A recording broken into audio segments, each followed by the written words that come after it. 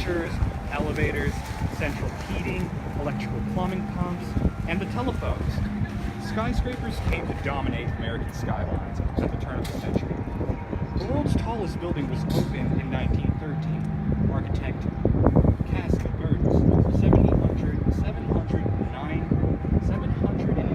The Woolworth Building was considered a leading example of tall building design.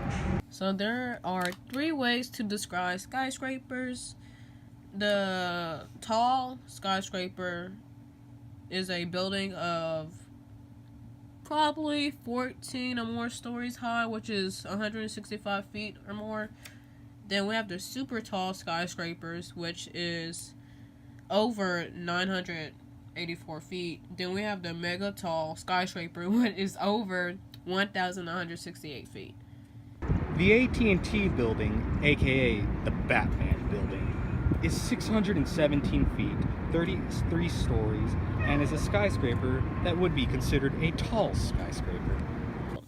We have the Empire State Building that is 1,250 feet, so it would be a super tall skyscraper. Then we have the Khalifa Building that is 2,717 feet high and would be a mega tall skyscraper in Dubai.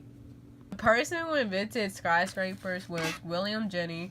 He helped launch the Chicago School of Architecture and pioneered skyscraper design.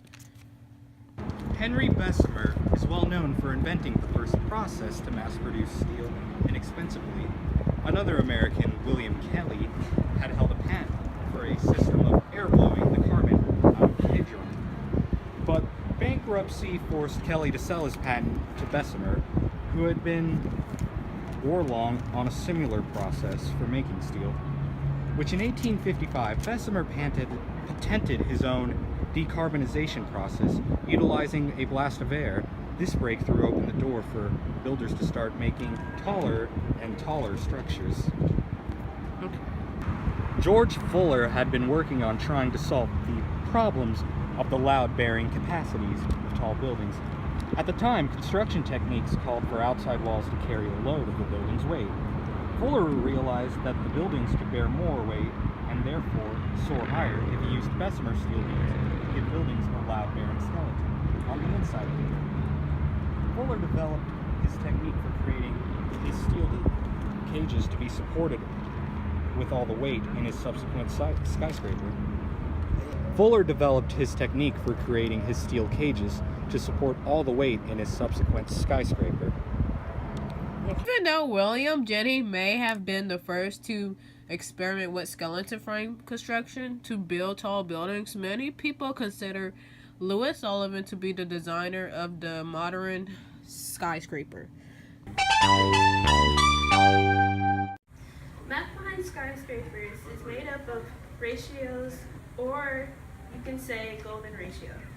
Maybe to explain a little bit, the golden ratio signifies any shape that can be wholly divided into a square and a rectangle that when combined establish a ratio of 1 to 1.618. The use of the ratio dates all the way back to the Great Pyramids in Egypt. It can also be found in many of the world's other most famous buildings, including the Parthenon, the Notre Dame of Long Cathedral, and the Taj Mahal. If any architect wants to make a structure larger or smaller, they follow the principles laid out by a ratio.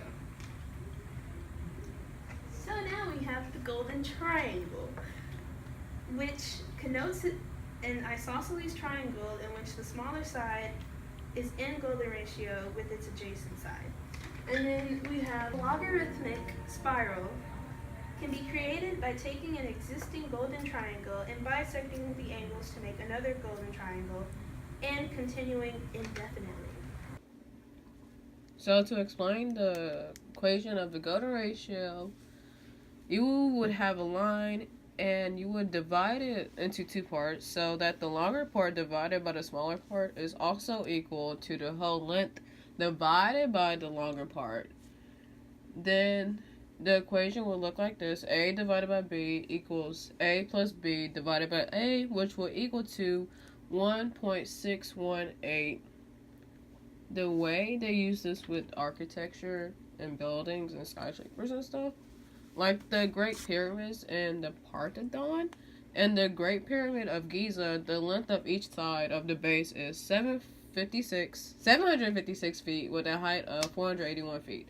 The ratio of the base to the height is roughly 1.5717, which is close to the golden ratio. So as the numbers get higher, the ratio becomes even closer to 1.618. For example, the ratio of 3 to 5 is 1.666, but the ratio of 13 to 21 is 1.625. Getting even higher, the ratio of 144 to 233 is 1.618. These numbers are all numbers in the Fibonacci sequence, which is also the golden ratio.